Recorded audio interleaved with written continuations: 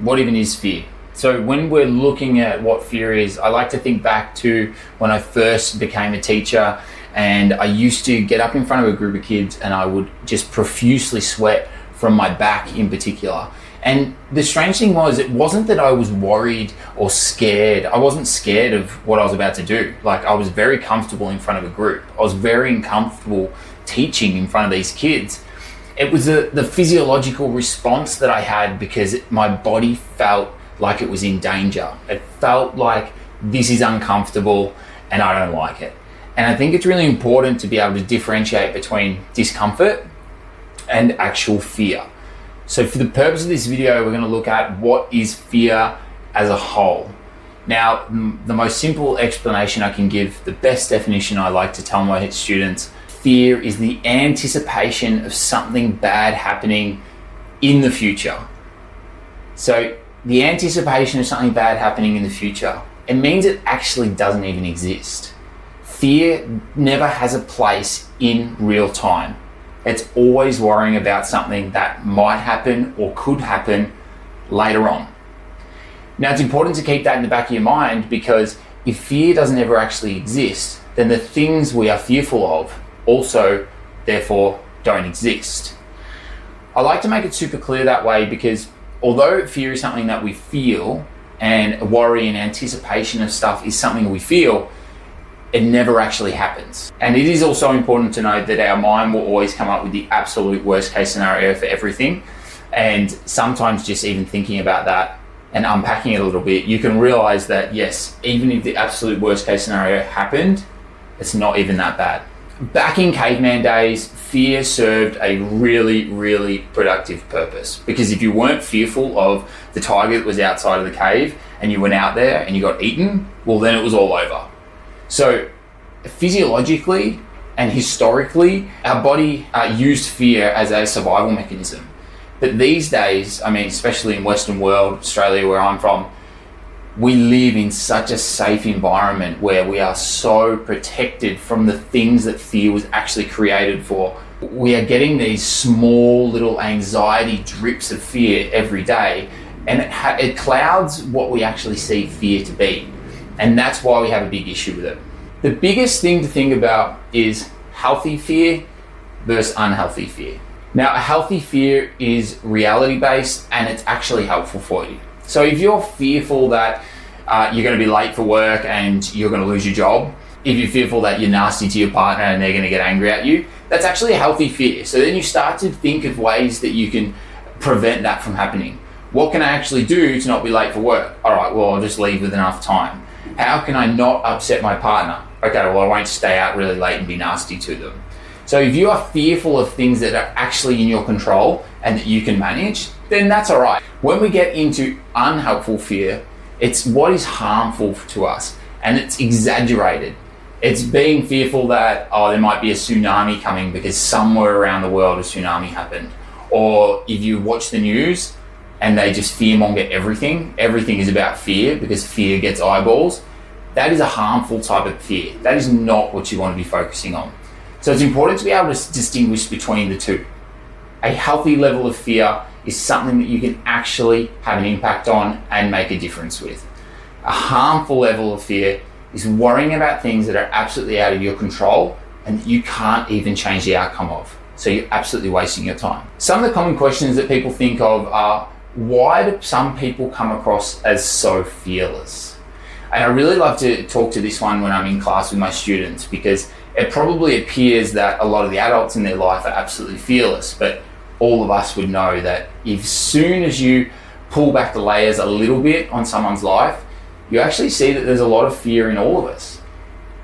It shows up in different ways, but this front that we all show up with all the time is just because Instagram, social media, and any conversation you have that's surface level with someone makes it seem like everyone else has it all together.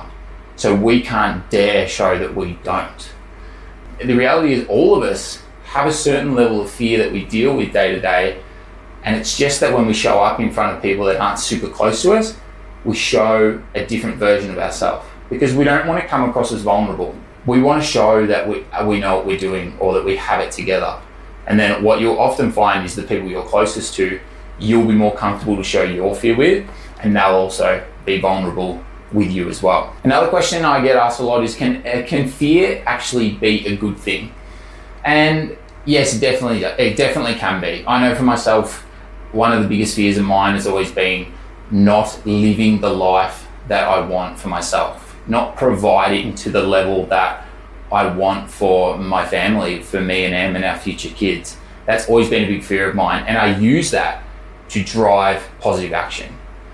I feel like if you go through your whole life not fearing anything, then you're never going to be equipped for when bad things actually happen, or you're never going to be driven by any sort of you're never going to be motivated to really do anything. Someone who is unfearful, someone who pretends that everything is just sunshine and rainbows all the time, there's a certain level of naivety to that and a bit of denial in what the world really is. So I think fear can definitely be used in a positive way. You just need to be able to differentiate between, is it healthy, can I control it, or is it unhealthy and controlling my mind and not actually serving any benefit for me? A common myth that is associated with fear is that facing your fears head on is the best way to get over them. Now, I know for some people this is definitely the case. Fear of heights, go and do bungee jumping or jump out of a plane. But for most things that you're fearful of, you're better off taking the approach of drip feeding exposure to that fear. So not diving all in at once, but slowly introducing it to yourself so that you can get used to what it is to actually have that in your life. Now, maybe if you're fearful of asking someone on a date, just talking to randoms would be the start of that, instead of going out and putting yourself in an opportunity to almost definitely get rejected. So there's a way to approach it that's not going to be so dangerous to your self-esteem or actually yourself. So I wouldn't agree with facing your fears head on to be fact. I would probably lean more towards that one being a myth. A few strategies to overcome your fear would be, first off, you need to identify the root cause of that fear. So why do you actually have it? Where did it come from? Is it your fear? Was it your parents' fear? A lot of what we fear is what we grew up around. So if you grew up in a house with not much money, you're probably fearful that if you ever do get money, you're not going to be able to hold on to it. So being able to identify where these fears actually originated will help you unpack how to get rid of that fear as well. Because we aren't our family's life. We aren't living what they lived. We are creating our own path. And part of that is understanding where our fear actually came from. The second strategy is to challenge the negative thought patterns. So when we're fearful of something, we often associate a lot of negativity with that. I don't want this to happen. This is bad, this is bad, this is bad. And what happens there is we end up focusing on everything that is negative. When we challenge those negative thought patterns, we start to see the positivity that surrounds it. There's always positive in every situation. And by looking for the positive in what we're actually fearful of, we can start to unpack and say, okay, if this actually does happen, I can respond to it in this way. And that'll better prepare ourselves for this worst case scenario that never ever actually happens. And the final one that I think is really, really good is to practice relaxation techniques. Now, for some of you, that would be doing a meditation, turning down the lights, listening to soft music. For me, absolutely not. Mine is going for a run. I can be super, super stressed and then put on my running shoes and go for a run for an hour and feel $1,000,000 when I get back. And so part of this is understanding that although most people will say you need to slow down to calm down, we are all absolutely different. We are completely different people, and part of the journey is understanding what works best for you. Now, again, with the example with Em and I, Em likes to slow down, I like to go fast when I'm trying to relax. So understanding what coping mechanisms and what strategies you can put in place when fear inevitably comes across you is really important with helping you move forward and understand fear for what it actually is.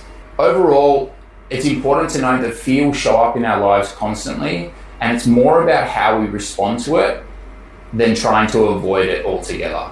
Fear is going to happen.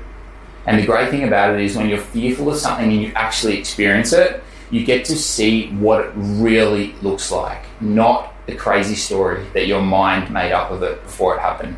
Comment below what you're always fearful of, and let's see if we can work through this together.